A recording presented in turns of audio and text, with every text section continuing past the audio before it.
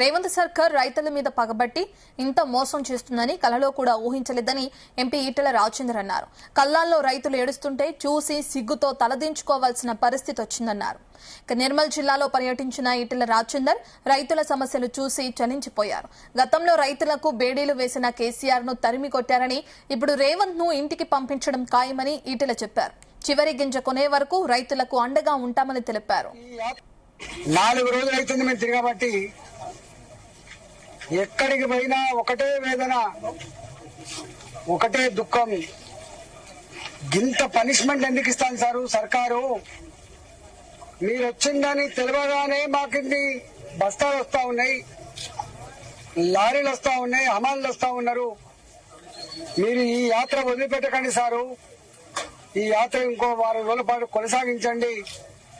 మా వడ్లని, మా మక్కల్ని, మా సన్ఫ్లవర్ని, మా తెల్ల జొన్నలని గోదాములకు పంపేంత వరకు మీరు మా వెంట ఉండండి అని చెప్పి మా నాయకులందరినీ వేడుకుంటా ఉన్నారు. ఎంత చిల్లర అంటే, ఎంత అవగాహన లేదంటే, చాలా మంది ప్రజలు అనుకున్నారు కాంగ్రెస్ పార్టీ అనేక సంవత్సరాలు రాష్ట్రాన్ని పాలించింది కదా, అనుభవం ఉంటుందేమని చెప్పి భావించిండ్రు. కానీ గింత మూర్ఖంగా, గింత అనాలోచితంగా, బాధ్యతారహితంగా వివరిస్తారని మాత్రం ఎవరు ఊహించలేదు.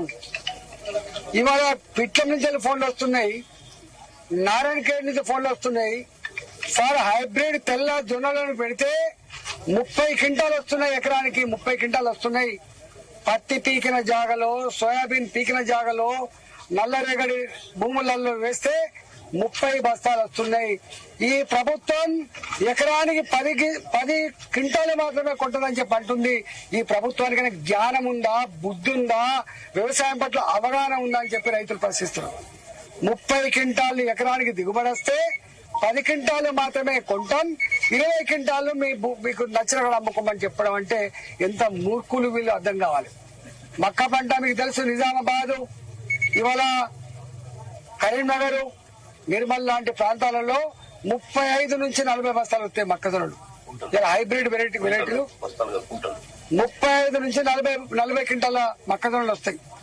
ఇవాళ గవర్నమెంట్ ఏమని ఇష్యూ చేసింది?